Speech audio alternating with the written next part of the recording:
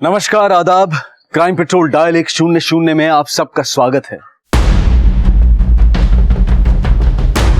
प्रीति, शिखा दी,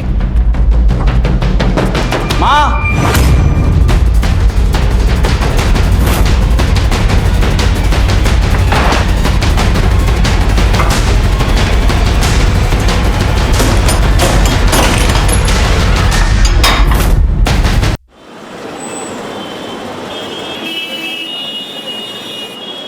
ये कैसी बातें कर रहे हो तुम लोग? बोला गए क्या?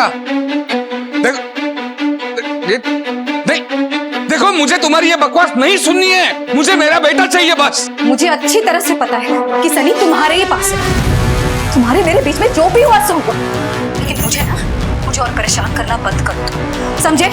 और चुपचाप मेरा सनी लौटा दो मुझे। मैं तुम्हें आखिरी मौका दे रहा हूँ, बता दो सनी कहाँ है, नहीं तो मुझसे बुरा कोई नहीं होगा। देखो,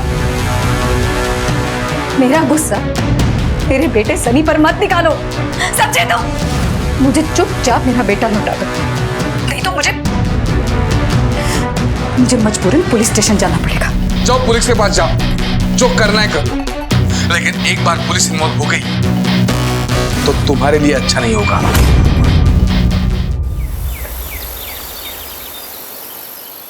सर, ये मेरा बेटा सनी है। कब से गायब है ये? सर, कल सुबह से गायब है।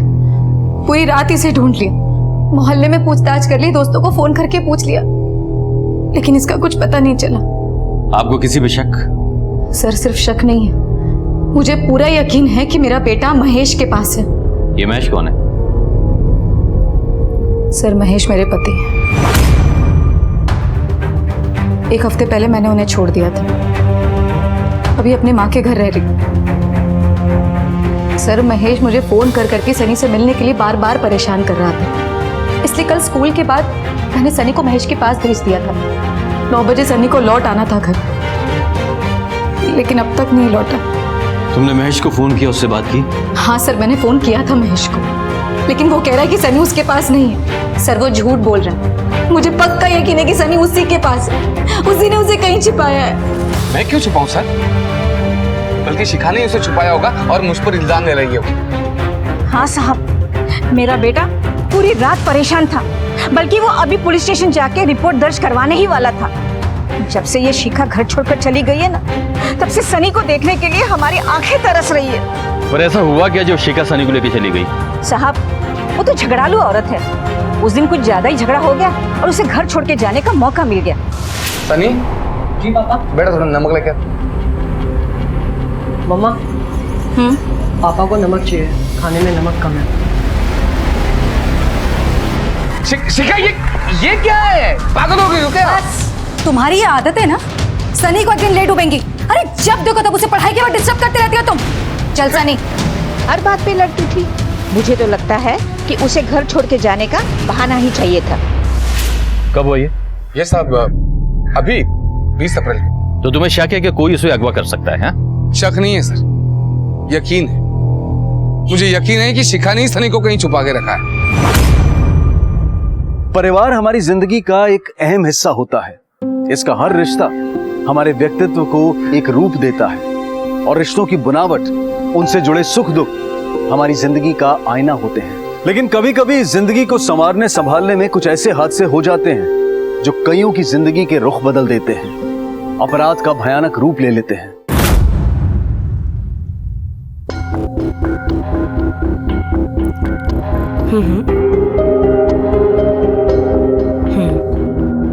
यस,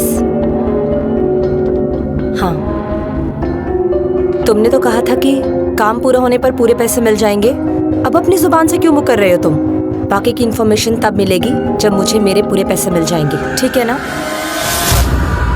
सुनो, घर पे पुलिस आई हुई है, तो मुझे फोन मत करना, मैं खुद तुम्हें फोन करूंगी, ठीक है ना? सर, 15 साल की लव मैरिज में एक दिन भी मेरी बेटी को वो महेश सुख नहीं दे पाया। बड़े बड़े वादे करके शादी तो कर ली उसने, लेकिन मेरी बेटी और नाती की जिंदगी बर्बाद करके रख दी। सर, केबल टीवी का बिजनेस है उसका, ना तो अच्छे पैसे कमाता है, ना ही बिजनेस को बढ़ोतरी कर रहा है। मेरी बहन ने काफी कोशिश की कि उसे अकल आ जाए, लेकिन वो है कि लड़ने के बहाने ढूंढता रहता है। सर, हमारे झगड़ों का असर हमारे बेटे सनी पर हो रहा था। उस दिन भी जब सनी का रिजल्ट आया तो वो एक बार फिर एग्जाम में फेल हो गया था, लेकिन इससे महेश को कोई फर्क नहीं पड़ता था। उस दिन मैंने सोच लिया था कि अगर आज मैंने कोई कदम नहीं उठाया तो मेरे बेटे का भविष्य भी उसके बाप की तरह हो जाएगा। इसलिए मैंने उस दिन महेश को डिवोर्स देने का फैसला लिया।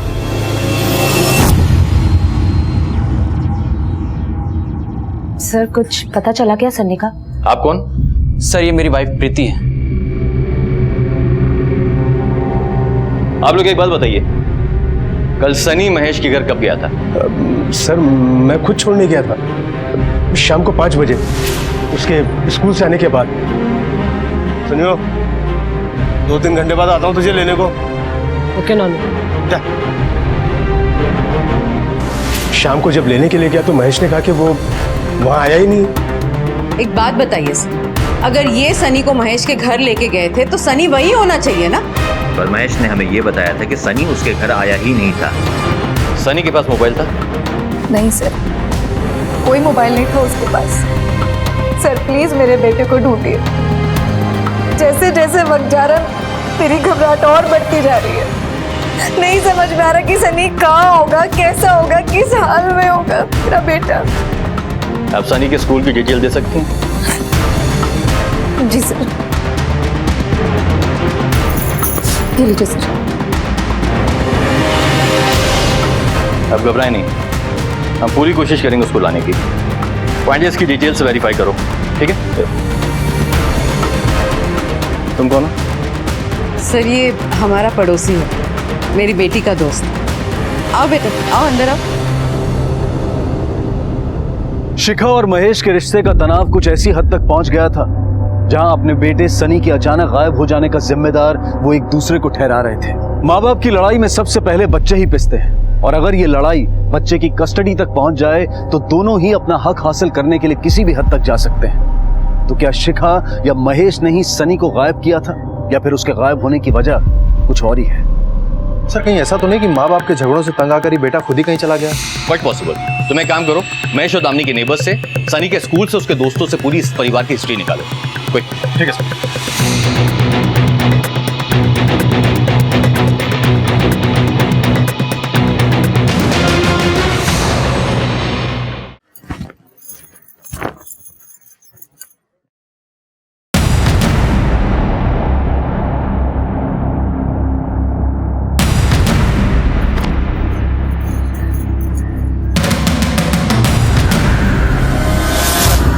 क्या है? क्या चाहिए? 500 रुपए चाहिए थे बस। क्यों? आजकल एक बोतल में मन नहीं भरता? नहीं नहीं, कसम से ऐसा नहीं है। वो असल में दांत टूट गया ना एक, तो वो डेंटिस्ट के पास जाना, तो दुख रहा है बहुत। वो ये खूब जानते हो तुम्हारे दांत का नहीं दर्द। नहीं, सच्ची सच्ची बोल रहा हूँ मैं।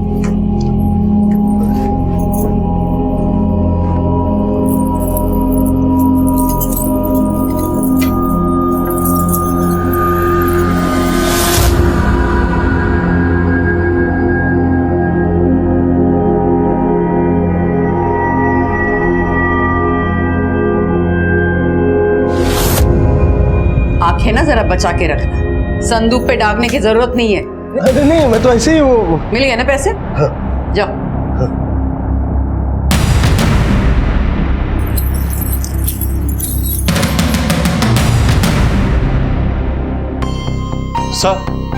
सर सनी के स्कूल से पता चला है कि वो बीमार होने की वजह से 21 तारीख से ही लीव पर है, और उसने सिक लीव एप्लीकेशन भी देके रखी है सर। व्हाट? Yes sir. लेकिन धीरज को तो कहना है कि 27 तारीख को वो सनी को स्कूल के बाद में महेश के घर लेकर गया है। मैं खुद छोड़ने गया था शाम को 5 बजे, उसके स्कूल से आने के बाद। सिक लीव एप्लीकेशन पे माँ बाप की सिग्नेचर होती है, फिर ये सिग्नेचर किसकी है? पांडे, इसका पता करना पड़ेगा।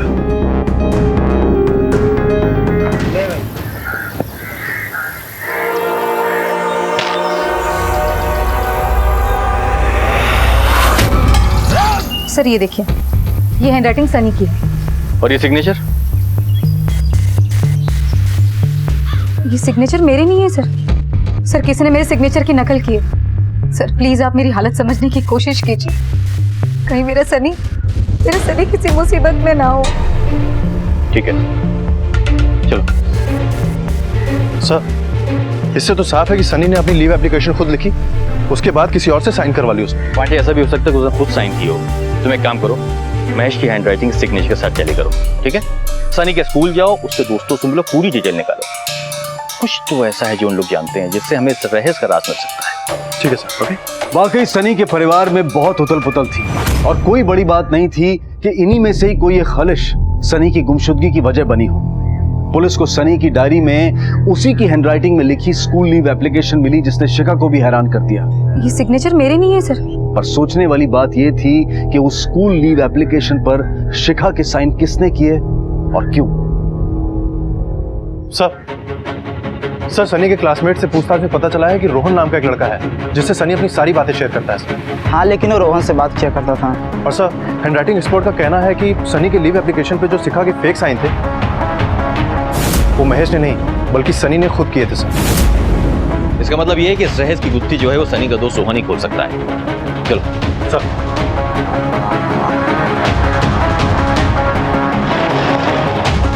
सनी का है? सर मुझे नहीं मालूम सनी का है। मम्मी मैं ट्यूशन के लिए चलता हूँ। एक मिनट इधर आओ। देखो, मुझे अच्छी तरह से मालूम है कि तुमको मालूम है कि सनी कहाँ है। सच में नहीं मालूम सर मुझे सनी का।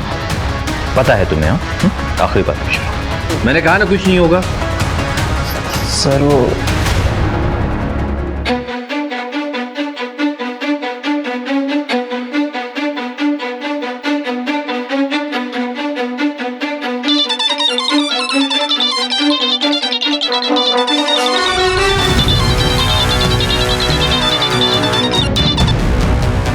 चलो अपनी बेटा, मैं चलती हूँ। हाँ, एग्जाम की तैयारी अच्छे से करना। बाय।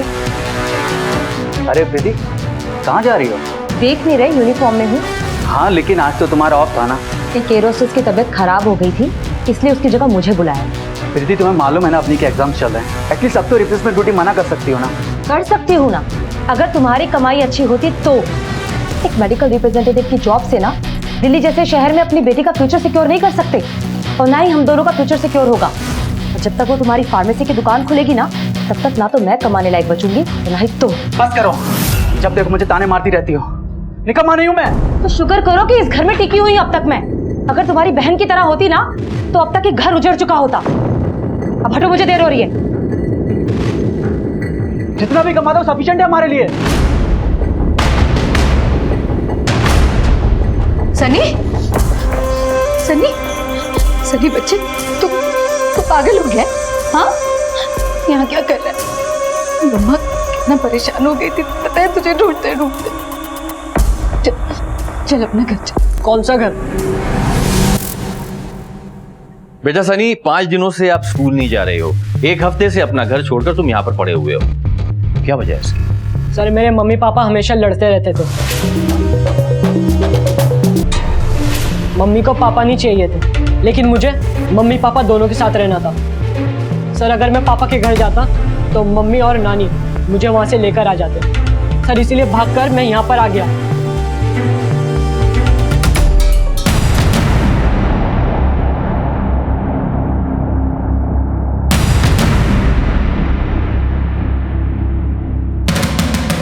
काम ठीक से हो जाएगा ना?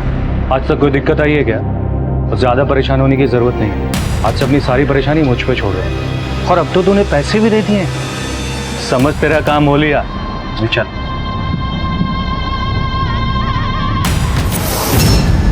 सनी बेटा, अब यही हमारा घर है। नहीं, अगर आप और पापा हमारे घर में एक साथ नहीं रह सकते तो मैं भी आप लोगों के साथ नहीं रहना चाहता, इसलिए भाग गया था मैं। सनी, वो देखो नानी खाना लेकर आई है ना। लो। अच्छा शिखा, कल मैंने रजत को खाने पे बुलाया। उसे तेरे हाथ की बिरयानी पसंद है ना, वही बनाना तू। हाँ, आपको तो मेरे पापा कभी पसंद ही नहीं थे। जब देखो आप मेरी मम्मी को मेरे पापा के खिलाफ भड़काती रहती थी। खुश है ना आप? हाँ सनी, मुझे तेरे पापा कभी पसंद नहीं आए। अगर शिखा जिद नहीं करती ना, तो अब तक वो रजत के साथ खुश रहती। लेकिन अब मैं उसकी जिंदगी बसा कर रहूंगी, और उसके लिए मुझे तेरी रजामंदी की कोई जरूरत नहीं है, समझा? मम्मी आप क्या कहती है कि ये हमारा घर है, इनकी वजह से आप और पापा लगे? इनकी वजह से आज हमारा कोई घर नहीं है। सनी ऐसा नहीं कहते। इन्होंने हमारी फैमिली को खत्म कर दिया। सच कहते हैं शिखा, खरबूजे को देखकर खरबूजा रंग बदलता है। आखिर है तो महेश का ही खून ना, उसी का रंग चढ़ा है। चुप रहिए। सनी, सनी,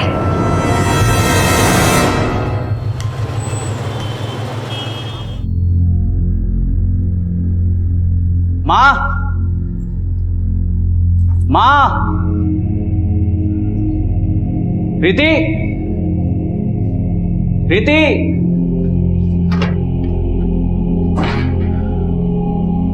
कहाँ गए? शिखा दी, शिखा दी, माँ, माँ,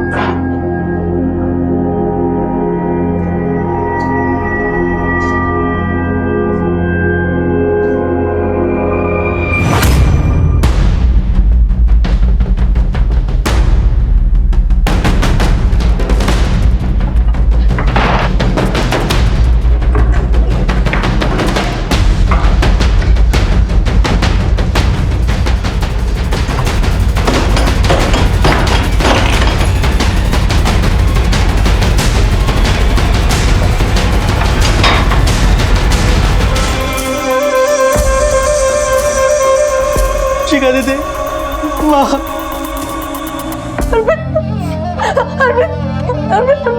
माँ को क्या हो गया? माँ, माँ।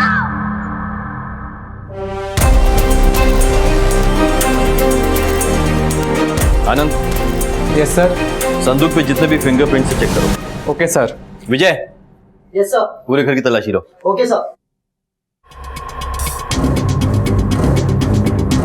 इस घर में सबसे पहले लाश किसने देखी? सर, मैंने देखी थी। कब देखी? 4:15 के आसपास मैं ऑफिस से आया था। घर में कोई नहीं था और दरवाजा भी खुला था। तूने संदूक क्यों खोला? सवाल कर रहा हूं मैं। सर वो घर खाली देख के तेरी नीयत बिगड़ गई है। एक बात याद रखना, बगैर हमें बताए इस शहर को छोड़ के जाना नहीं। जाओ, फिंगरप्रिंट्स दो। आप दिन भर कहाँ थी? जी रजत के साथ थी। 4:30 बजे घर वापस आ गई थी। मैं तो ट्रेनिंग के लिए ऑफिस गई हुई थी, तो 5 बजे घर वापस लौटी हूँ। मैं 4:45 तक स्कूल से आई थी। घर पे सिर्फ पापा और शिखा बुआ थे। सब मैं तो यहीं आस पड़ोस में था। फिर शिखा का फोन आया कि दामिनी के साथ ये 5:15 5:30 बजे तक मैं इधर आ गया। सर, स्कूल के बाद मैं पापा के साथ था और 6 बजे तक मैं यहाँ पहुँच गया। किसी ने दामिनी जी का बेरहमी के साथ में कत्ल किया, उनके पैसे और उनके जेवरात लेकर भाग गया।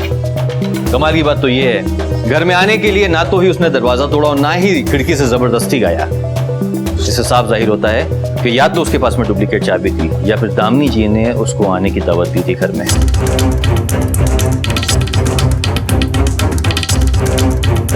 किसी के पास में इस घर की डुप्लीकेट चाबी है? नहीं। कोई नौकर? नहीं। संदूक में कितने पैसे थे? 15-20 लाख तो थे ही। आपको किसी पे शक है? मुझे महेश पे शक है सर। वो मतलब दोनों की बनती नहीं थी। सनी, सनी को आज हम खाना खिलाएंगे, है ना सनी? मेरे हाथ से खाओ। अरे सनी बेटा सुनो। सनी, सनी बेटा, पापा, कैसा है तू? ठीक तो है?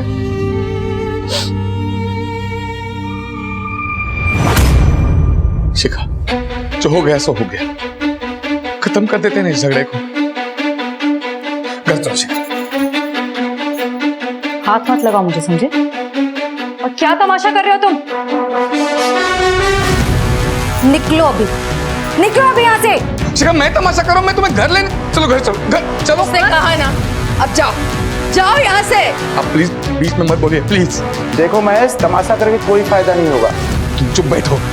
तुम होते कौन हो बीच में बोलने वाले? तुम क्या बोलोगे यहाँ पर? ये हमारे घर का मामला है। महेश बस। चुप कर तुम। बात करने की तमीज नहीं तुझे? आज आवाज तो बहुत आ रही है आपकी। हाँ? आज ज्यादा पी ली क्या? मेरे घर में मेरे से ऊंची आवाज नहीं करना बता रहे हैं। क्या कर लोगे? आके फेंक दूंगा। क्या कर लोगे? कर दो, लेके जा। अगर आगे भी सनी को मिलना चाहते हो ना तो निकल जाओ यहाँ से, वरना कंप्लेंट करके लॉकअप में डाल दूंगी। पुलिस को बुलाओगे तुम? पुलिस को तो मैं बुलाऊंगा, मैं, और लॉकअप में डलवाऊंगा तुम्हें। मेरे बेटे को मुझसे अलग कर दिया, मेरे परिवार को तोड़ दिया, तुम्हें जेल में सड़ाऊंगा मैं, याद रखना। फिर पापा पर मेरे साथ थे।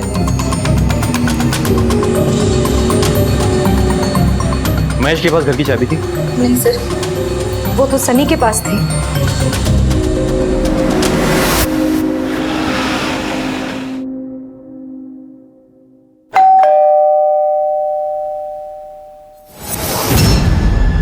महेश है घर पे? जी सर। तेरा फोन क्यों नहीं लग रहा? वो मेरा फोन टूट गया है तो रिपेयरिंग के लिए दिया है इसलिए। कल दिन भर कहाँ था तू? जी मैं तो दुकान में था, बाद में शाम को सनी से मिलने गए। कितने बजे? करीब 4 साढ़े 4 बजे। मिलने कहाँ गया था तू उससे? वो सर हम लोग पिक्चर देखने गए थे सर। चल मुझे भी बता, कैसी थी पिक्चर? क्या स्टोरी थी? कोई मर्डर वर्डर होता है कि नहीं उसमें? सर ये क्या बात कर रहे हो सर? सर अर्पित घर पे अकेला था, कहीं ऐसा तो नहीं कि उसने अपनी माँ को मार के पैसे निकाल लिए और अपने आप को बेगुनाह बताने के लिए ये सब खेल खेला? क्यों नहीं हो सकता पांडे? पैसे की लालच एक ऐसी लालच है जो इंसान से कुछ भी करवा सकती है। पूरे घर वालों की लोकेशन चेक करो। इस केस में सबसे इंपॉर्टेंट हमें जो पता करना है कि कत्ल कितने बजे हुआ है, तभी जाके हमको मालूम पड़ेगा कि हमारे शक के दायरे में कौन कौन है। ठीक है सर। दामिनी को किसी ने मौत के घाट उतार कर उसकी लाश को उसके ही संदूक में बंद कर दिया था। दामिनी एक साधारण गृहिणी थी, माँ थी। आखिर ऐसी महिला की हत्या कौन कर सकता है और क्यों? पैसा अक्सर रिश्तों में दरार लाता है, तो क्या वही कारण था दामिनी के कत्ल का, या फिर इस परिवार में कुछ और राज भी थे जो अब तक पुलिस की नजरों से छुपे हुए थे?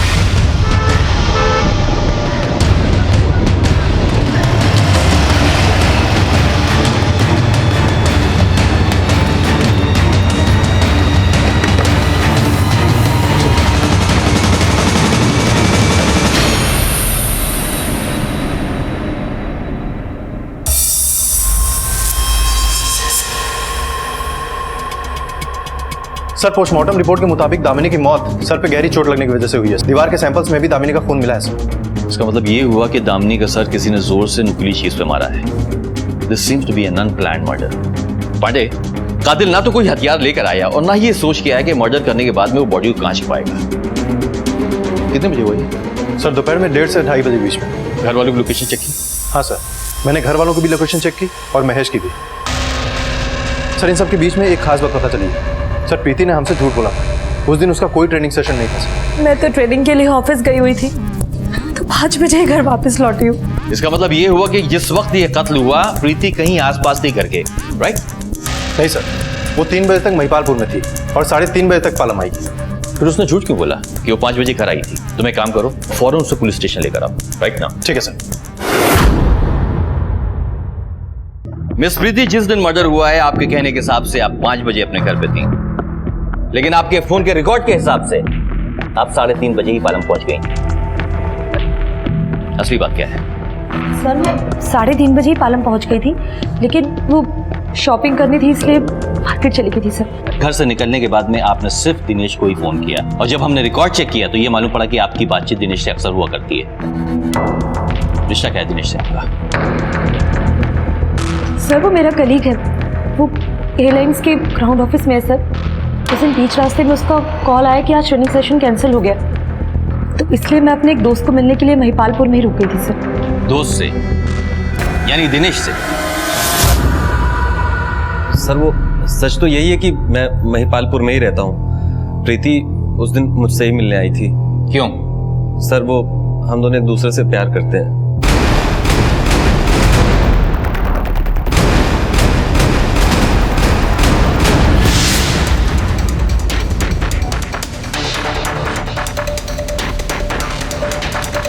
देख उसका घर। रघु भाई पता नहीं कहाँ गया। ये भाई यहाँ विक्रम रहता है, पता है कहाँ है? ऐसा मुझे कहाँ से पता था विक्रम कहाँ है? क्या गेम खेल रहे तुम दोनों? ना वो दुकान पर है ना घर पर है। मुझे मेरे पैसे चाहिए, मुझे पूरे 5 लाख रुपए चाहिए मेरे।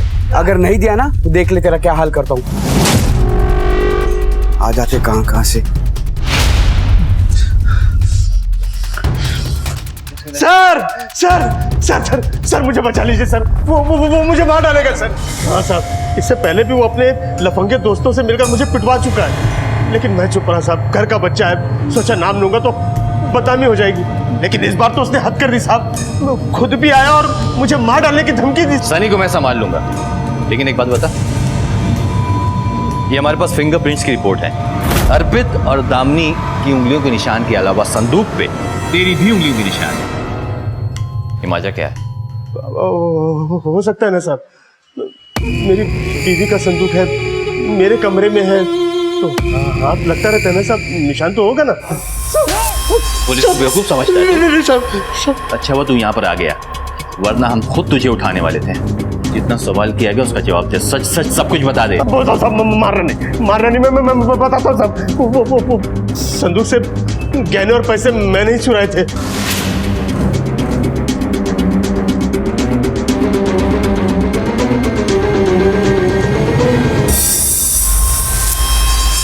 सब लत लग गई थी मुझे जुए और शराब की, लेकिन गलती से मुझे चाबी मिल गई तो सारे गहने पैसे मैंने चुरा लिए।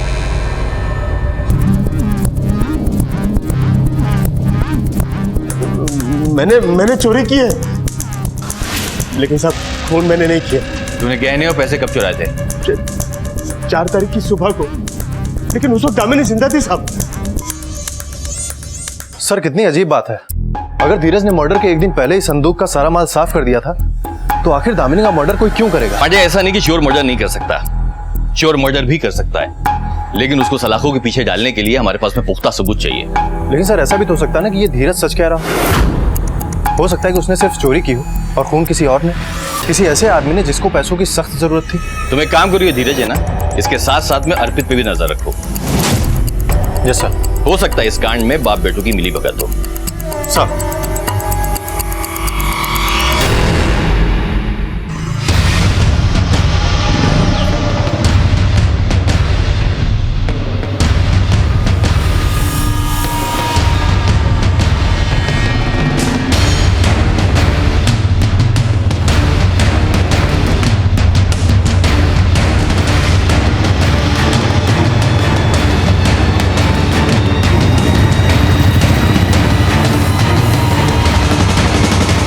साहब एक खबर है। सुना तेरे पास बहुत माल आ गया है, नई बाइक ले ली तूने और अपना सारा कर्जा तूने चुका दिया।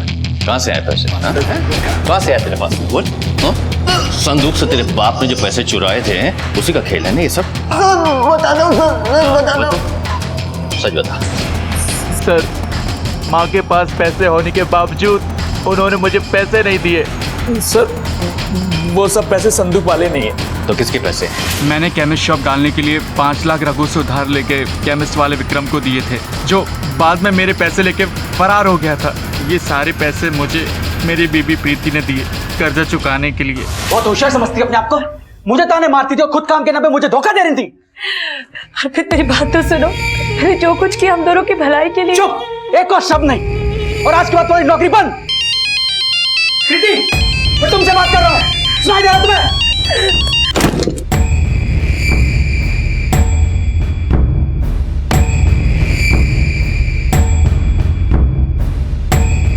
ये इतने सारे पैसे तुम्हारे पास कहां से आए? कहीं तुमने ही तो नहीं मारा माँ को? अर्पित, ये कैसी बातें कर रहे हैं? मैं क्यों माँ को मारूंगी? लेकिन ये पैसे तो वो, ये तो बस अपनी का सोच के पुलिस को नहीं बता रहा हूँ। दादी खो चुकी है, नहीं चाहता कि माँ भी खो जाए।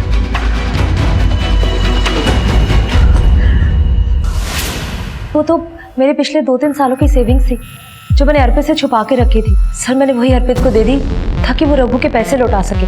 वाह प्रीति जी वाह।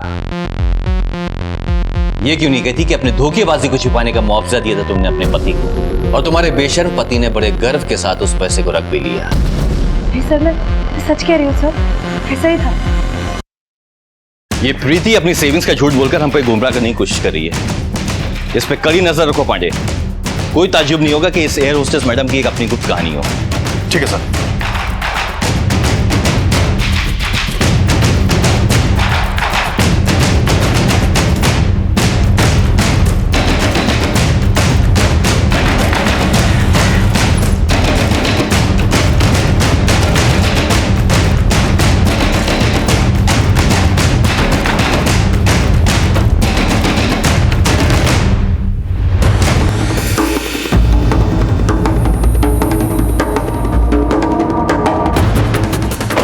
छोड़ दीजिए सर मेरी बात चलो मेरी बात तो सुनो।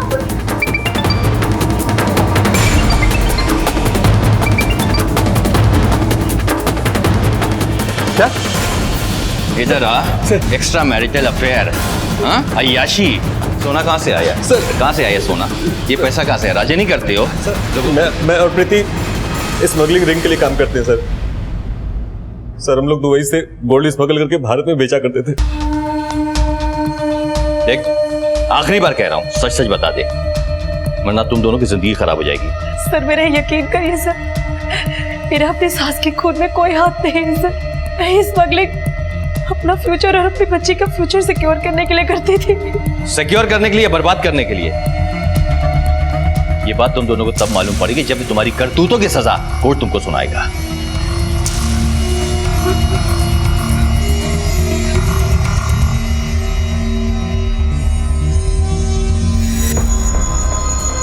मैं महेश ये कबूल करता हूँ कि मैंने अपनी सास दामिनी का खून किया और इस शर्मिंदगी की वजह से मैं खुदकुशी कर रहा हूँ। वाकई में इस परिवार और इससे जुड़े हादसों की गुत्थी उलझती जा रही थी। महेश की आत्महत्या ने पुलिस को हैरान कर दिया था। दामिनी को मारने की वजह तो उसके पास थी। मेरे बेटे को मुझसे अलग कर दिया, मेरे परिवार को तोड़ दिया, तुम्हें जेल में सड़ाऊंगा मैं, याद रखना। क्या वाकई महेश ने सुसाइड किया था या फिर किसी और वजह से उसने अपनी जान ली थी? पुलिस को ये केस अब काफी घुमावदार लगने लगा था और उन्होंने तय कर लिया कि वो इस जुर्म की जड़ों को खोद निकालेंगे।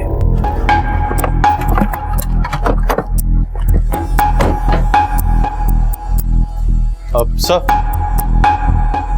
सर महेश का मर्डर हो गया।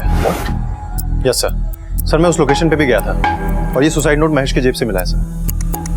और सर मैंने उस एरिया के आसपास के सीसीटीवी फुटेज भी मंगा लिए, वो मेरे पास ही है सर। पुलिस ने उस इलाके के सारे सीसीटीवी फुटेज खंगाले तो उन्हें एक चौंका देने वाला सच पता चला। सर ये तो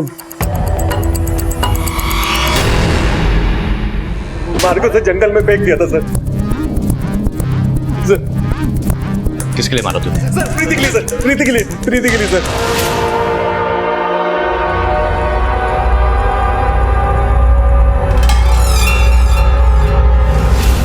क्यों मारा? कुछ दिनों पहले जब मैंने आप लोगों को बताया था कि प्रीति और मेरा अफेयर है, उसके कुछ दिनों बाद से प्रीति ने मेरे साथ काम करना बंद कर दिया था।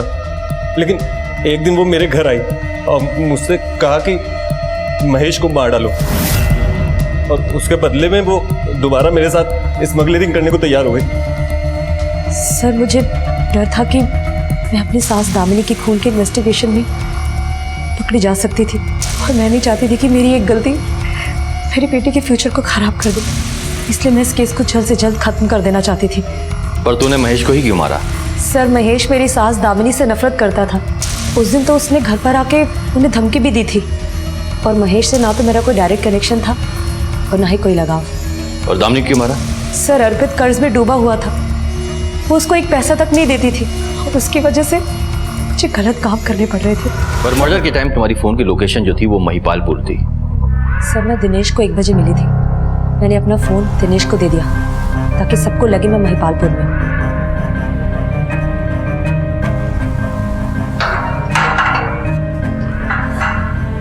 पांडे, प्रीति के कन्फेशन से मैं बिल्कुल सेटिस्फाई नहीं हूँ। हाँ सर, क्योंकि अगर ये प्लान मर्डर होता तो ये अपने साथ मर्डर वेपन भी लाती और बॉडी को ठिकाने लगाने का प्लान भी बनाती।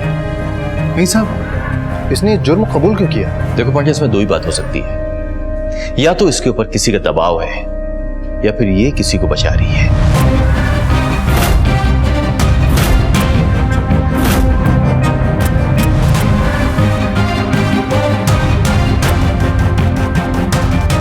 सर दादी को मम्मी ने नहीं, मैंने मारा था।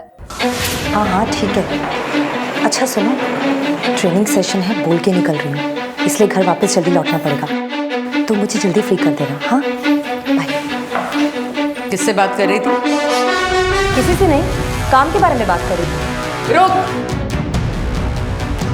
काम के बहाने किससे मिलने जाती है खूब जानती हूँ मैं। देख, ये आवारागर्दी करना छोड़ दे तू।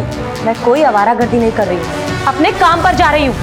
ये जो कुछ भी हो रहा है ना, आपकी वजह से हो रहा है। आप पैसों पर कुंडली जो मारकर बैठी हुई हैं। अगर मैं अर्पित को बताऊंगी ना तो धक्के मार के इस घर से बाहर निकाल देगा वो तुझे। आपने जिसको बताना है बता दीजिए, मुझे किसी का डर नहीं है।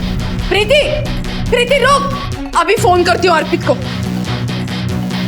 दादी फोन मत कीजिए प्लीज। दादी फोन मत कीजिए। छोड़। दादी मेरे मम्मी पापा को अलग मत कीजिए। दादी फोन छोड़। मैं नहीं छोड़। निकल मानी हूँ मैं। तो शुक्र करो कि इस घर में टिकी हुई अब तक मैं। अगर तुम्हारी बहन की तरह होती ना तो अब तक ये घर उजड़ चुका होता। मैं मम्मी पापा के साथ रहना चाहती थी, लेकिन दादी उन्हें भी अलग कर देती। मैं दादी को मारना नहीं चाहती थी, मैं बस सबके साथ रहना चाहती थी। फिर क्या हुआ? तुमने मम्मी को फोन किया?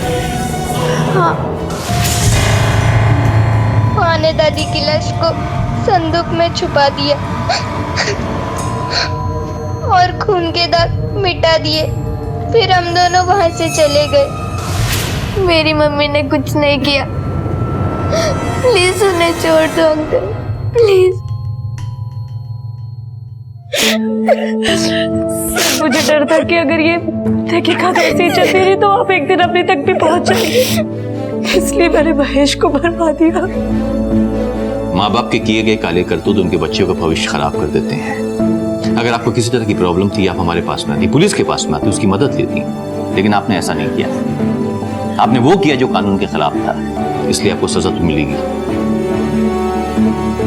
परिवार हम सब की जिंदगी का अटूट हिस्सा होता है और यहीं पर हमारी सोच, हमारे सिद्धांत, हमारे लक्ष्य की नींव पड़ती है। हर परिवार में उतार चढ़ाव, सुख दुख होते हैं, लेकिन इन कमजोरियों के बावजूद कैसे जिंदगी को गुलजार बनाना है, इस सीख को पीढ़ी दर पीढ़ी आगे ले जाने की जिम्मेदारी घर के बड़ों की होती है। और अगर वो ना हो तो वही होता है जो शिखा, सनी और अवनी उनकी गलतियों का शिकार बने। कई बार घर के बड़े अपनी उलझनों में भूल जाते हैं कि बच्चों पर उनकी हर बात का असर पड़ता है, और जब तक इस बात का एहसास होता है तब तक बहुत देर हो चुकी होती है।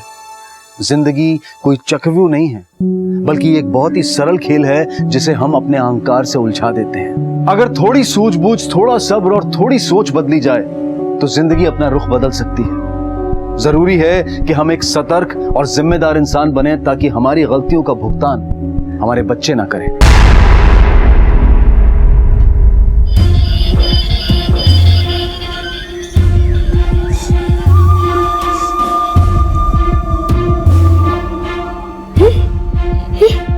ये देख, 1000 पॉइंट। अरे रुकिए, आप ऐसे अंदर नहीं जा सकते। अरे सर बिजी है, रुकिए। सर हमारी मीठी का कुछ अता पता नहीं है सर। एक मिनट, आराम से बताइए बात क्या है। सर हम हर जगह पे खोज रहे हैं मीठी को, हमें कहीं नहीं मिल रही मीठी। सर ये मीठी है कौन? सर मीठी मीठी हमारी बच्ची है सर। सर आप प्लीज उसे ढूंढिए सर, प्लीज। मम्मी, भैया जल्दी अंदर आओ। अरे क्या हुआ भैया? देखो। हाँ अरे सर, हमने रोज की तरह उसे नहलाया, तैयार किया और फिर सुला दिया।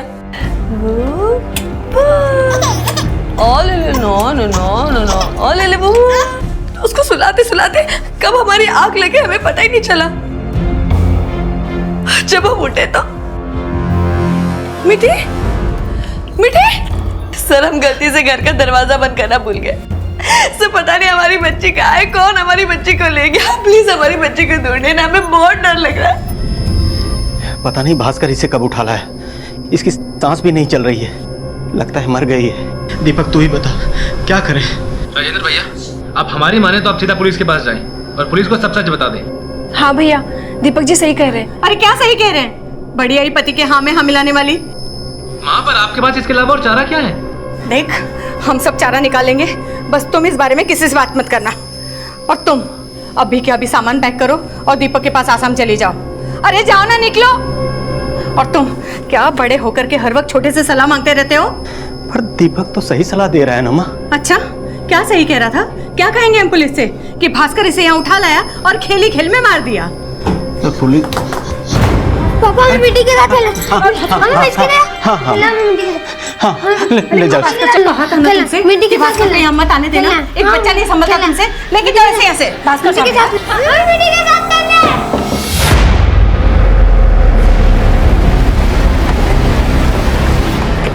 सर ये हमारा घर है, मिट्टी यहीं अंदर थी। निशा अंदर देखो तुम। शर्मा आसपास पूछताछ करवाओ, शायद किसी ने कुछ विटनेस किया हो।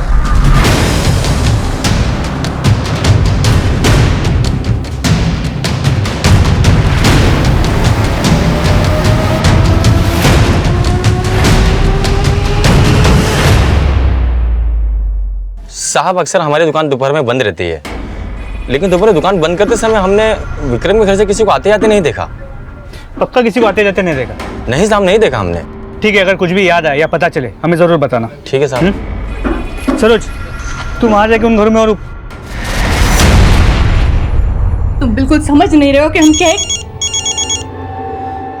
अम्मा हम सब समझ रहे हैं, आप ही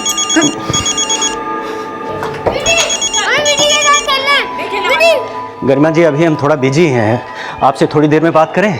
सॉरी राजेंद्र जी, हमने आपको डिस्टर्ब किया। वो हमने ये पूछने के लिए फ़ोन किया था कि आपको सूट कैसा लगा। आप संभालो। ये पीछे आवाज़ें कैसी है? सब ठीक तो है ना? ले जाओ इसे। एक्चुअली गरिमा जी वो घर में थोड़ा सा हम पर यहाँ मुसीबतों का पहाड़ गिर पड़ा है और तुम अपनी मंगेतर के साथ बतिया रहे हो। आप ही के कहने पे हम इस उम्र में घोड़ी पे चढ़ रहे हैं और आप हो कि हमें। अच्छा, अगर पहले ही चढ़ जाते ना तो भास्कर को माँ मिल जाती और वो ये सब ना करता जो उसने अब किया है। माँ ये सब उसने बचपने में किया है और अगर हम पुलिस के पास नहीं जाएंगे बताने के लिए तो सब के सब फंसेंगे। और क्यों अपने पैरों पे कुल्हाड़ी मार रहा है? शैलेश जी आप हमारे जवाई हैं, आप ही बताइए हम क्या करें। अब हम क्या बोले? मम्मी किनसे पूछ रही हो आप? ये तो सीधा पुलिस के पास ही जाएंगे। इन्हें तो मौका मिल गया हम सबको बदनाम करने का। तुम हमेशा उल्टा ही क्यों सोचती हो? माँ आपको जो ठीक लगता है ना वही कीजिए, हम आपके साथ हैं। ये तो हमारी बच्ची को लेके जा रहे हैं। ये हमारी बच्ची। कौन हो सकता है ये? सर समझ नहीं आ रहा कि कौन हो सकता है ये। सर अभी अभी हनुमान चौक के बीच चौकी से फ़ोन आया था। इस आदमी को अपनी बाइक पे हनुमान चौक के एक सीसीटीवी कैमरा में कैप्चर किया गया। इसके साथ कोई बच्चा नहीं था, लेकिन इसके कंधे पे एक बैग था। हो सकता है उसने मिट्टी को उस बैग में रखा। उस सीसीटीवी कैमरा के फुटेज को मंगा लिया। सर हनुमान चौक हनुमान नगर में है ना? सर वहाँ मेरे पहले पति का घर है।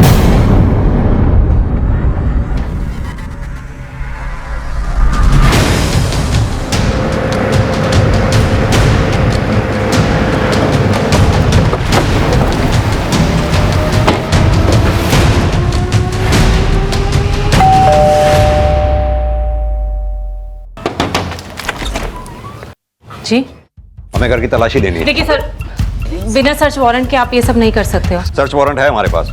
शर्मा पूरे घर की अच्छी तरह से तलाशी लो। देखिए सर, आप हमारी बात सुनिए, बताइए तो सही बात क्या है? आपकी बहू रितु ने कंप्लेंट लिखवाई है। उसे शक है कि उसकी बेटी मीठी आपके घर पे है। सर मीठी या नहीं है, रितु ने हम पे झूठा आरोप लगाया है। अब झूठा आरोप है या सच्चा ये तो हम पता लगा ही लेंगे। आप हमें अपना काम करने दीजिए।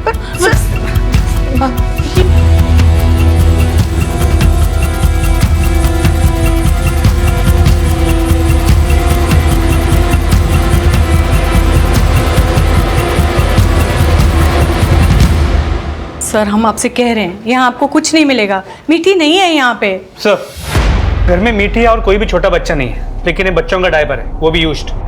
सर डायपर मिला इसका मतलब ये तो नहीं है कि मीठी भी यहाँ है। लेकिन आपके घर में हमें कोई ऐसा छोटा बच्चा भी नहीं दिखाई दे रहा जो ये डायपर इस्तेमाल करता हो। हाँ सर, पर रितु यहाँ अक्सर आती है भास्कर से मिलने और मीठी भी उसके साथ होती है।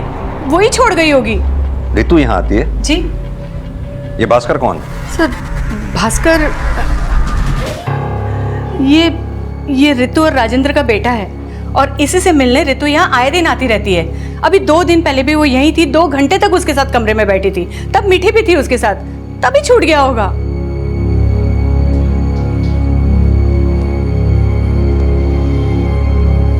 भास्कर बेटा ये फोटो ध्यान से देखो। ये मीठी ही है ना? कि आज ये यहाँ आई थी? आपने देखा इसको? देखो बेटा, अगर तुमसे कोई भी पूछे ना मीठी के बारे में तो किसी को मत बताना कि तुम मीठी को यहाँ लाए थे, हाँ?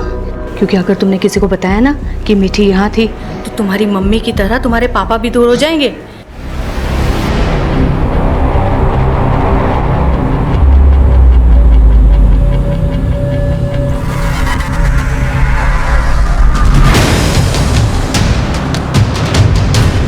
घबराओ नहीं बेटा। नहीं देखा, मीठी को नहीं देखा हमने, नहीं। सर, कहा था ना हमने आपसे, आपको कुछ नहीं मिलेगा यहाँ पे, मीठी है ही नहीं यहाँ।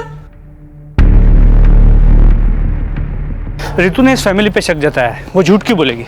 लेकिन रितु ने यह भी बोला था कि जो आदमी बाइक पर दिख रहा है वो राजेंद्र नहीं था। लेकिन सर ये भी तो मुमकिन है कि उस आदमी का इस फैमिली के साथ कोई कनेक्शन हो। अब ये तो तभी पता चलेगा जब उस किडनैपर की पहचान होगी। सर इस घर के आसपास कहीं कोई सीसीटीवी नहीं है, ना ही यहाँ किसी ने कोई सस्पिशियस नोटिस किया है। सर जिस आदमी को हमने बाइक पे बैग के साथ देखा था, जिस पे हमें शक था कि वो मीठी को किडनैप करके गया है, उसकी फोटो को यहाँ किसी ने भी आइडेंटिफाई नहीं किया है। लेकिन उस किडनैपर को यहाँ हनुमान चौक पे तो देखा ही गया था। आसपास पूछताछ जारी रखो, हो सकता है कुछ पता चले। Okay sir.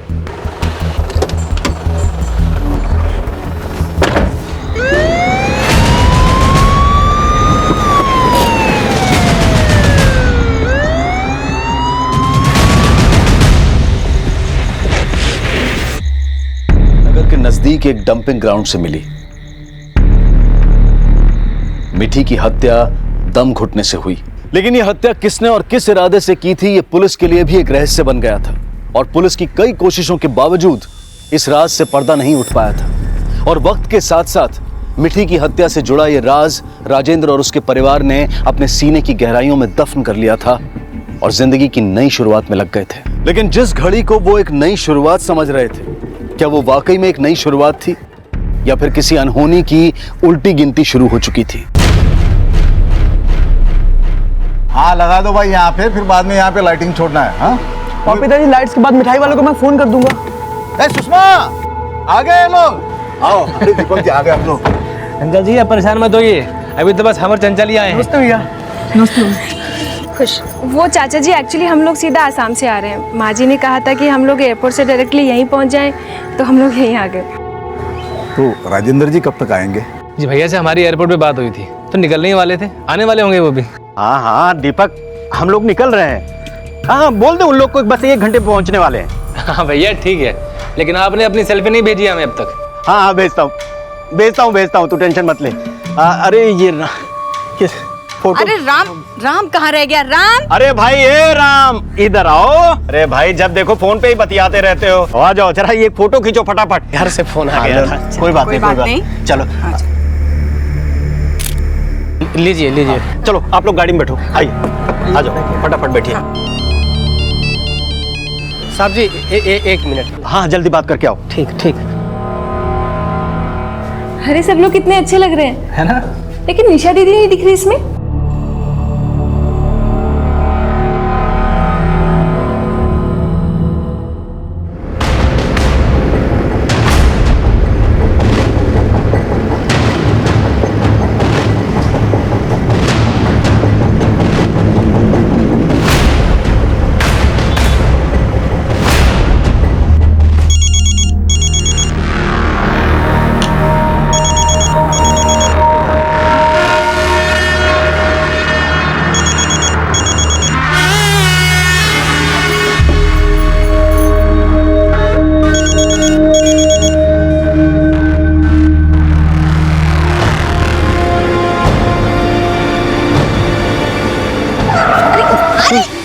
बेटा संभल के।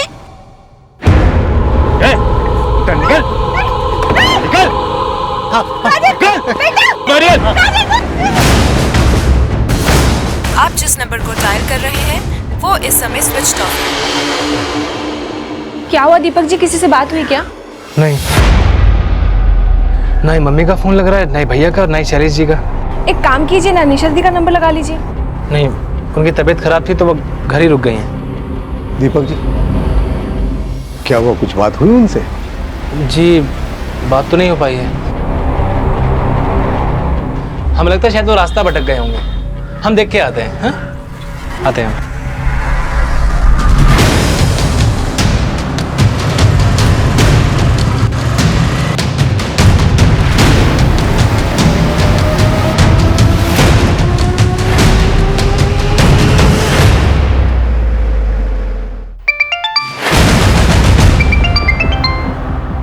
हाँ दीपक, कुछ पता चला? निशा दीदी, हम गाजियाबाद से मेरठ तक पूरे रास्ते उन्हें ढूंढते हुए आ रहे हैं। दीपक, रास्ते पे ढूंढने से कुछ नहीं होगा, हमें तो सीधा सीधा उस राम पे शक जा रहा है। अरे वही ड्राइवर। क्या? अरे इसको कुछ अता पता ही नहीं है और ना ही फोन उठा रहा है वो। राम उन लोगों के साथ घर से नहीं निकला था? नहीं, राजेंद्र भैया खुद ड्राइव करके गए हैं। और भैया से जब हमारी बात हुई उन्होंने तो ऐसा कुछ भी नहीं बताया था।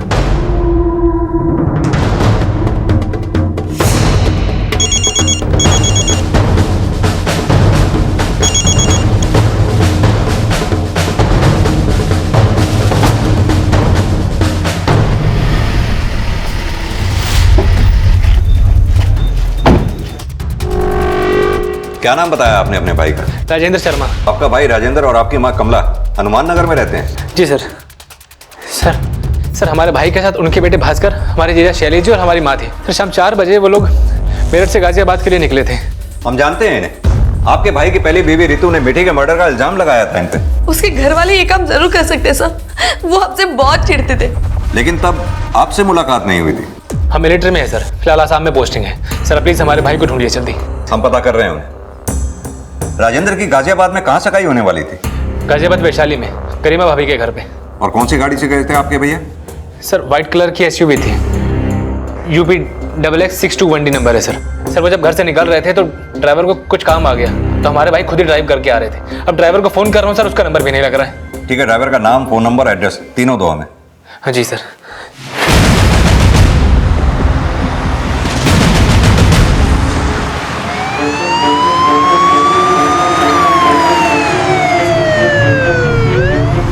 हेलो सर, ड्राइवर रामबिष्ट के घर पे तो ताला लगा है।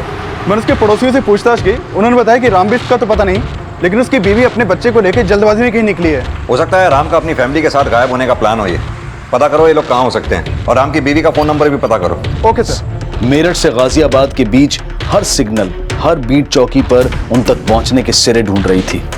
और इसी दौरान राजेंद्र का ड्राइवर राम बिष्ट मेरठ के एक सरकारी अस्पताल से गिरफ्तार कर लिया गया। कहाँ चला गया था? हमारी बेटी की तबीयत अचानक खराब हो गई थी साहब, इसलिए हॉस्पिटल चले गए थे साहब। ये लो, दीपक फिर से मजाक कर रहा है। साहब जी, हमारी बेटी की तबीयत बहुत बिगड़ गई है, हमारी बीवी उसको लेकर हॉस्पिटल गई है, हमको भी जाना पड़ेगा। कोई बात नहीं, तुम टेंशन मत लो, मैं खुद ही गाड़ी चला लूंगा। धन्यवाद साहब। एक काम करो, पैसे रख लो, और डॉक्टर क्या बोलता है बताना। जी बहुत बहुत धन्यवाद साहब जी। तूने अपना फोन क्यों बंद कर रखा था? साहब हमारा फोन चार्ज नहीं था साहब, उसकी बैटरी खत्म हो गई थी। लेकिन हम आपको एक बात बताना चाहते हैं साहब। क्या बात? शाम को 2 लोग बाइक से बार बार घर का चक्कर लगा रहे थे। लीजिए लीजिए। चलो आप लोग गाड़ी में बैठो, आइए। किसके घर का? राजेंद्र साहब का। कौन थे वो बाइक वाले? साहब वो लोग हेलमेट लगाए हुए थे, हम उनका चेहरा नहीं देख पाए और गाड़ी का नंबर भी नहीं देख पाए साहब, लेकिन हमको लग रहा था कि वो लोग घर पर नजर रखे हुए थे। तो तूने ये बात अपने साहब राजेंद्र को क्यों नहीं बताई? साहब बेटी की बीमारी को सुन के घबरा गए थे साहब, इसलिए हमको जल्दी जल्दी बताने का ध्यान नहीं रहा था साहब। कुछ छुपा तो नहीं रहा ना हमसे? नहीं साहब, कुछ भी नहीं छुपा रहे हैं साहब। ये ड्राइवर राम के कॉल रिकॉर्ड्स निकालो, इसकी आज की सारी एक्टिविटीज पता करो। हो सकता है इसका हॉस्पिटल जाना अपनी एलिबाई खड़ी करने की कोशिश हो। जी सर। सर राजेंद्र की गाड़ी आश्रम मेरठ से मोदी नगर गाजियाबाद रोड की तरफ आते हुए 2 सिग्नल की सीसीटीवी में कैप्चर हुई है। ये उसकी फुटेज।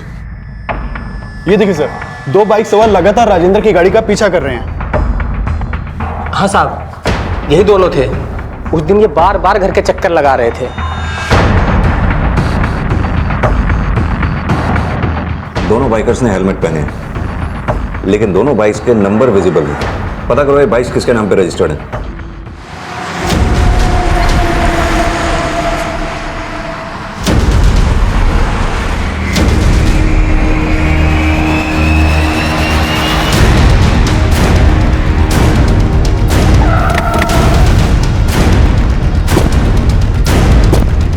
सब बचा जिंदा है। संतोष, बच्चे को फौरन हॉस्पिटल लेके जाओ।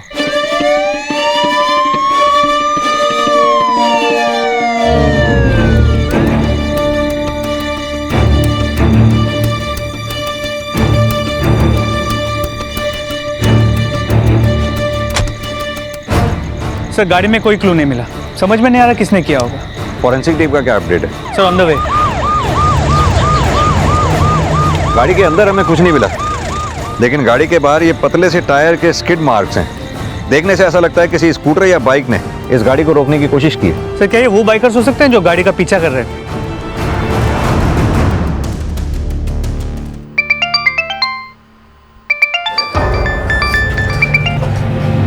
हेलो,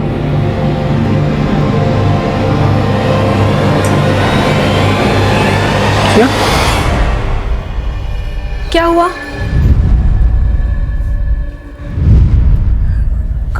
क्या हुआ?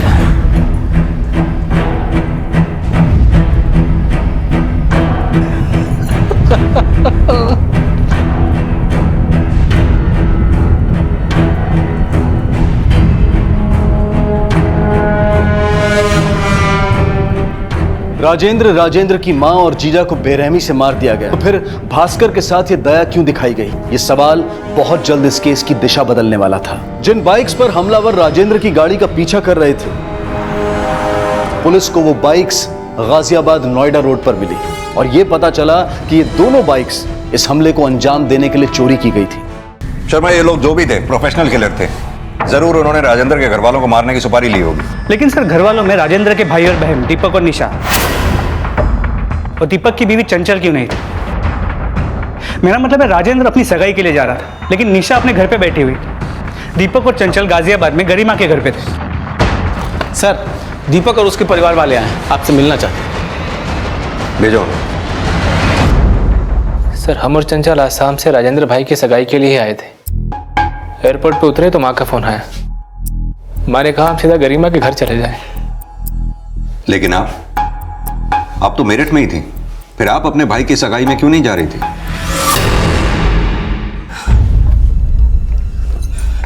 निशा तैयार नहीं हुई अब तक? आपने शैलेश को क्यों बुलाया? बेटा, बड़े भाई की सगाई है तुम्हारी, जमाई को नहीं बुलाएंगे क्या? हाँ तो ठीक है, फिर उसके साथ ही जाओ, हम नहीं जा रहे। तुम पागल हो गई हो क्या? भाई की सगाई के दिन भी इस तरह से कलेश मचाओगी घर में? चलो उठो, जल्दी से तैयार हो जाओ। निशा। माँ, अगर निशा को हमसे कोई प्रॉब्लम है तो हम वापस चले जाते हैं। नहीं शैलेश जी, इसे अगर नहीं चलना तो बेशक ना आए, आप हमारे साथ चलिए। क्यों गोंद की तरह चिपक गए हो हमारे साथ? हाँ, समझ में नहीं आता कि हम तुम्हें पसंद नहीं करते? निशा, जान क्यों नहीं छोड़ देते हमारी? हमें तुमसे बात करनी है। निशा, हमें कोई बात नहीं करनी। निशा। सर, उस दिन अचानक हमारी तबीयत खराब हो गई थी, इसलिए मम्मी ने बोला कि हम घर पर ही रुक जाएं।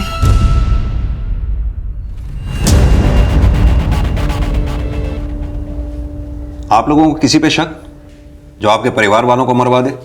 सर, हमें उस ऋतु पर शक हो रहा है, उसी ने मरवाया होगा हमारे घर वालों को। ऋतु आपके भाई राजेंद्र की पहली बीवी? जी हाँ सर। सर, ऋतु हमेशा से हमसे चिढ़ती आई है, उसे लगता है कि मीठी को भी हमने ही मरवाया है। कहाँ ले जा रही हो इसे? तुम लोगों ने मीठी को मारा है और अब हमारा बच्चा हत्यारों के साथ नहीं रहेगा। क्या पता कल को तुम इसे भी मार दो। पागल हो गई हो तुम? हम मारेंगे भास्कर को? हाँ, तुम भूल गई हो, तुमने छोड़ के गई थी इसे और कोर्ट ने इसकी जिम्मेदारी हम पर सौंपी है। तुम इसे नहीं ले जा सकती। ठीक है, लेकिन चाहे जो भी हो जाए, हम हमारे बच्चे को यहाँ से लेकर ही जाएंगे और ये भी साबित कर देंगे कि मीठी को तुम लोगों ने ही मारा। लेकिन सर, वो कुछ साबित ही नहीं कर पाई। शायद इसी फ्रस्ट्रेशन में ऋतु ने हमारे घर वालों को मरवाया हो। लेकिन ऐसा क्या हुआ था जो ऋतु और राजेंद्र में डाइवोर्स हो गया? सर डाइवोर्स ऋतु भाभी ने मांगा था राजेंद्र भैया से। सर, उन्होंने राजेंद्र भैया से शादी तो कर ली, लेकिन उन्हें कभी पसंद नहीं किया। हमारी कुंडली जरूर मिल गई, लेकिन तुम बिल्कुल भी वैसे पति नहीं हो जैसा हम चाहते थे। जब हम पसंद नहीं थे तो शादी के लिए हाँ क्यों बोली? हमारे घर वालों के सामने हमारी नहीं चली और हमें लगा था कि शादी के बाद हम तुम्हें बदल देंगे, लेकिन तुमने तो अब तक कपड़े पहनने का भी सलीका नहीं सीखा। भैया अपना दर्द हमसे शेयर किया करते थे।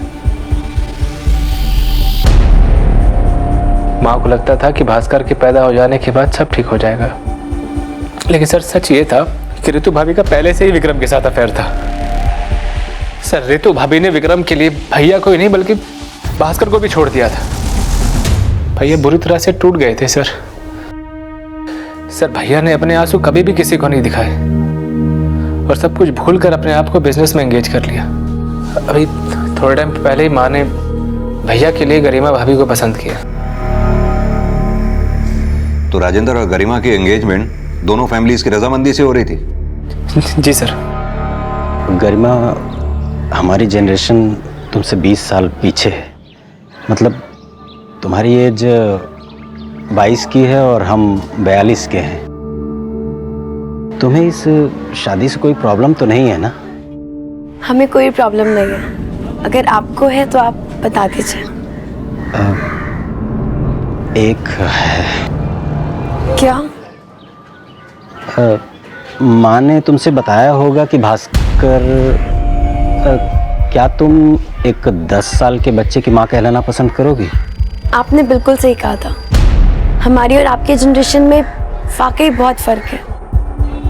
पर पता है आपको, आपके जनरेशन के लोग उम्र के बारे में बहुत सोचते हैं, पर हमारी जनरेशन में ये सब बातें ओल्ड फैशन कहलाती है। हमारे लिए ये बातें कोई मायने नहीं रखती। गरिमा अपने से 20 साल बड़े राजेंद्र की सिर्फ बीवी ही नहीं, बल्कि राजेंद्र के 10 साल के बेटे की मां भी बनने वाली थी। और ये शादी वो अपनी खुशी से करना चाहती थी। ये बात भी इतनी सहज नहीं थी। राजेंद्र के भाई दीपक और बहन निशा ने ऋतु और उसके दूसरे पति विक्रम पर उन हमलों का शक जताया, जिसकी पुलिस द्वारा पुष्टि की जा रही थी। लेकिन गलती राजेंद्र और राजेंद्र की मां से भी हुई थी कि उन्होंने पुलिस से यह सच छिपाया कि मिठी की लाश भास्कर के पास देखी गई थी। राजेंद्र पर हुए हमले का क्या मिठी के मर्डर से कोई कनेक्शन था? क्या भास्कर जानता था कि मिठी को किसने मारा था, और यह भी कि उसके परिवार पर अब किसने हमला किया था? भास्कर बेटा, क्या हुआ था कल आप लोगों के साथ? डरो मत बेटा, तुम्हें पता है ना? तो फिर बताओ हमें।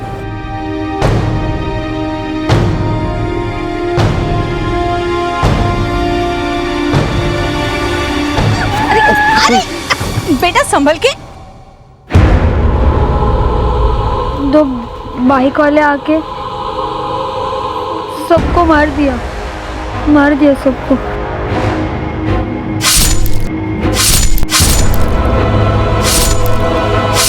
भास्कर बेटा तू भाग बेटा, तू भाग बेटा, भाग जा,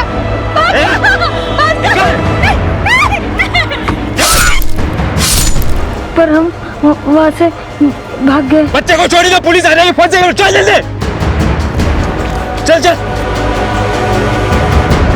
और थोड़ी देर बाद जब हम वहां पे गए तो सब लेटे थे सब।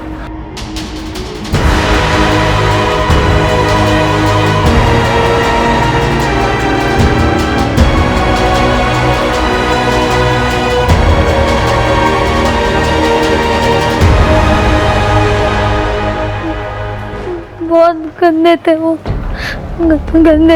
बहुत। बेटा आपने देखा उन बाइक वालों को? हेलमेट पहना था उन्होंने? दोनों ने?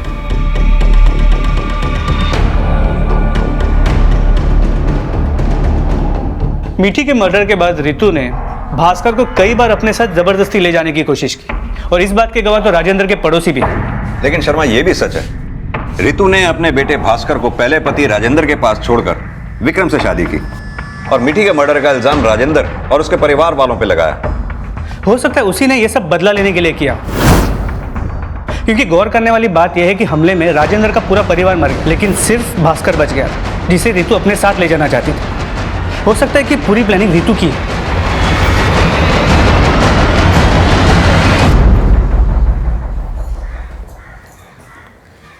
भास्कर, लो कुछ खा लो।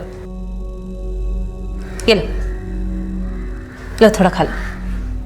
नहीं पापा चाहिए। हाँ पापा के पास लेके चलेंगे, पहले थोड़ा खा लो। नहीं अच्छा थोड़ा सा तो खा लो, थोड़ा खा लो। तू वैसे ही इतना परेशान है, मुझे और परेशान कर रही है। हाँ तो क्या करे, परेशान कर रखा है इसने, खा ही नहीं रहा है। रितु को बोले इसे लेके जाए, वैसे भी उसी का बेटा है ना ये। पागल हो गई, अब जानती है ना उसे इसकी कोई परवाह नहीं है। तो हमें भी कोई परवाह नहीं है। तुम्हें जो करना है करो, बट हम नहीं संभालेंगे इसे।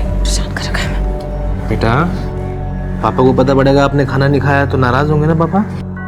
हमारे साथ थोड़ा सा खा लीजिए। हाँ, आओ थोड़ा सा खाते हैं, फिर पापा के पास चलेंगे, ठीक है? हाँ?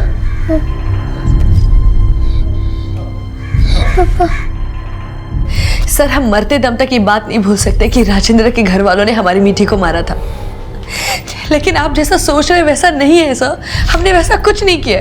लेकिन राजेंद्र के घर वालों को मीठी को मरवा के मिला क्या? सर, सताने वालों का कोई मकसद नहीं होता। लेकिन सताने वालों से बदला लेने का मकसद तो हो ही सकता है।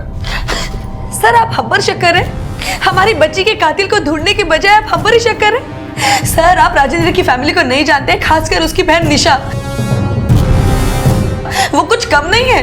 हाँ सर, मीठी के जाने के बाद रितु कानूनी तरीके से एक बार फिर भास्कर की कस्टडी लेने की कोशिश कर रही थी। कैसा कानूनी तरीका? और इस केस से निशा का क्या लेना देना है? सब बात यह है कि भास्कर की कस्टडी लेने से पहले हम एक बार राजेंद्र से बात करना चाहते थे। और उस दिन हम राजेंद्र के घर गए थे तो हमने बहुत देर तक दरवाज़ा खटखटाया, तो किसी ने भी दरवाज़ा नहीं खोला। फिर हमने खिड़की से झांकने की कोशिश की तो हमने देखा कि एक आदमी निशा के कमरे से निकलकर दूसरी खिड़की से कूदकर भाग गया। खोलो राजेंद्र, दरवाजा खोलो, दरवाजा खोलो। राजेंद्र का घर पर नहीं है वो। कहाँ गया? तुम्हें क्या लगता है कि सिर्फ तुम्हें विक्रम मिल सकता है? हमारे भैया को कोई नहीं मिल सकती? सगाई करने गए हैं वो। चलो अब जाओ, यहाँ पर दिमाग मत खराब करो, चलो।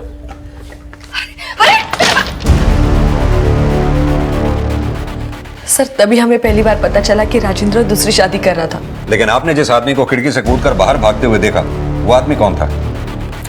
सर, हमने उसकी शक्ल तो नहीं देखी, लेकिन सर जरूर वो निशा का कोई आशिक होगा। आशिक? सर, हमने उस घर में काफी वक्त बिताया और हम निशा को अच्छी तरह से जानते। उसके अपने पति से बिल्कुल भी नहीं जमती थी, इसलिए वो हमेशा मायके में आके पड़ी रहती थी। और माँ जी तो हमेशा उसका घर बसाने की कोशिश करती थी। सर, हमें तो शक है कि निशा और उसके आशिक ने मिलकर ही शैलेश को मारने की कोशिश की हो और माँ जी और राजेंद्र बलि का बकरा बन गए हो। लेकिन भास्कर तो बच गया। सर, हम वही तो शुक्र मना रहे हैं कि हमारा बच्चा बच गया, लेकिन हम हमारे भास्कर को वहां नहीं रहने देंगे। वो अब हमारे साथ रहेगा। सर, बुआ,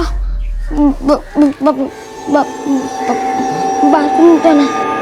देखो, हमारा मूड मत खराब करो, अपने आप चले जाओ। जाओ बाथरूम जाना। बोला ना, अपने आप चल जाओ। चंचल, इसे बाथरूम लेके जाओ।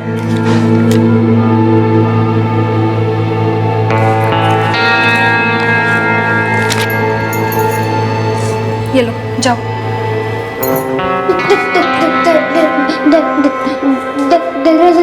अच्छा ठीक है, नहीं कर रहे, जाओ।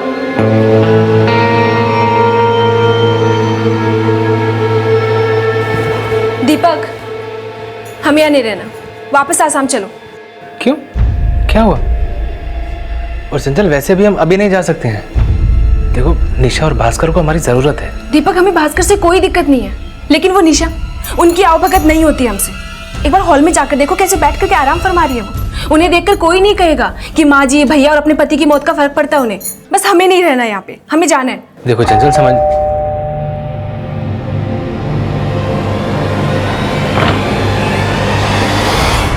निशा जी, आपको हमारे साथ पुलिस स्टेशन चलना होगा। Police station? जी।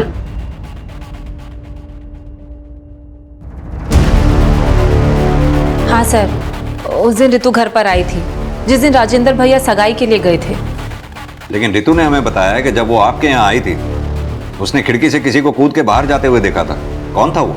खिड़की से कूद कर किसी को देखा था? जी। जब हम राजेंद्र भैया को फोन लगा रहे थे, तभी हमने खिड़की से आवाज सुनी। जैसे ही हम खिड़की की तरफ बढ़े, तभी डोरबेल बज गई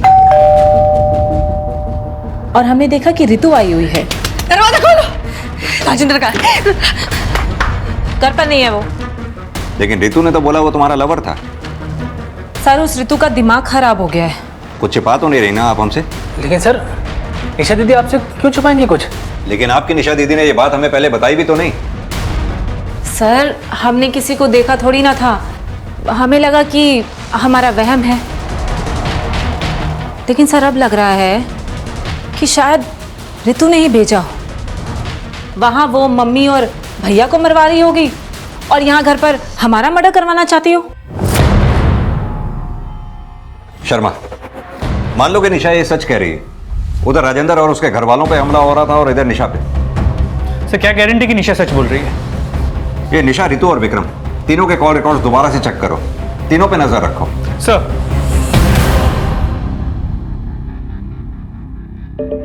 देखो, हमको तुमसे बहस नहीं करनी, हम बस यहाँ भास्कर को लेने आए हैं। क्यों? उसे भी अपने साथ ले जाके मरवाना चाहती हैं आप?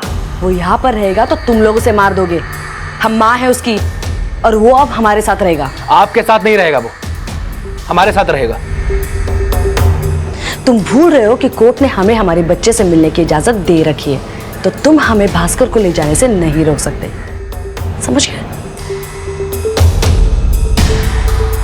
तो ठीक है, अब पहले की तरह उसे थोड़ी देर के लिए अपने साथ लेके जा सकते हैं, लेकिन आपको वापस उसे यहीं लाना होगा।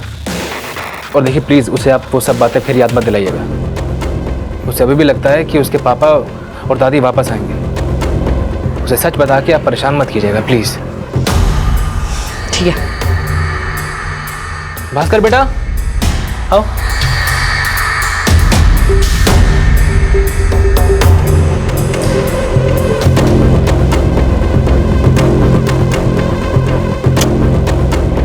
चले।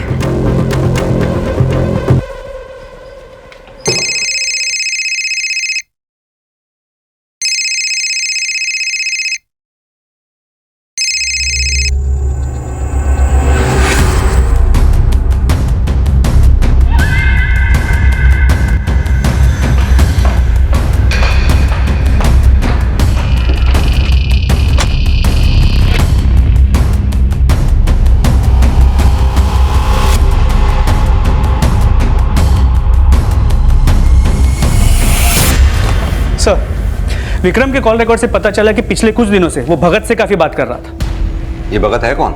सर एक हिस्ट्री शीटर है, इसे लोग शेरा के नाम से भी जानते हैं। 2 बार चोरी के लिए जेल भी जा चुका है। हो सकता है कि रितु और विक्रम ने इस कांड के लिए भगत को सुपारी दी हो। पता करो ये भगत इस वक्त होगा कहाँ, और ये रितु और विक्रम दोनों को लेके आओ। सर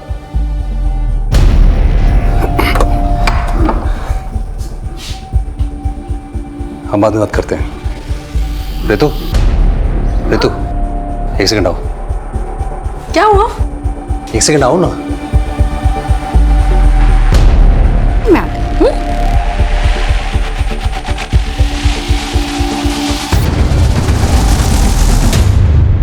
हाँ? तुम भास्कर को यहाँ पर क्यों लेकर आई हो? विक्रम कैसी बातें कर रहे हो? वो हमारा बच्चा है। हमारा बच्चा नहीं है, तुम्हारा बच्चा है। मीठी हमारी बच्ची थी जिसे इसके बाप और उसके घर वालों ने। भास्कर? मिठी की किडनैपिंग और फिर हत्या से शुरू हुआ यह केस राजेंद्र की मां और जीजा शैलेश की हत्या के बाद अब भास्कर की किडनैपिंग से भी जुड़ गया। यह साफ था कि भास्कर मिठी के साथ हुए अपराध की लीड दे सकता था। तो क्या भास्कर की किडनैपिंग इसी राज पर पर्दा डालने के लिए हुई थी? सस्पेक्ट कई थे, लेकिन इसमें विक्रम और रितु की भूमिका क्या थी कि मिठी के बाद भास्कर की किडनैपिंग भी उन्हीं के घर से हुई थी? क्या राजेंद्र, उसकी मां और जीजा पर हुए जानलेवा हमले का भी रितु और विक्रम से कोई कनेक्शन था? क्या वो वाकई में कोई साजिश कर रहे थे या फिर वो खुद किसी साजिश का शिकार थे? इन सभी सवालों के जवाब के साथ कल इस केस के दूसरे और अंतिम भाग में आपसे फिर मुलाकात होगी। अब मैं अनूप सोनी आपसे विदा लेता हूं। तब तक अपना और अपने परिवार का ख्याल रखें और देखते रहें क्राइम पेट्रोल डायल 100। सबक एक को, सीख हम सबको। जय हिंद। क्राइम पेट्रोल्स के और भी दिलचस्प कहानी देखने के लिए हमारे चैनल को सब्सक्राइब करें और बेल आइकॉन दबाना न भूलें।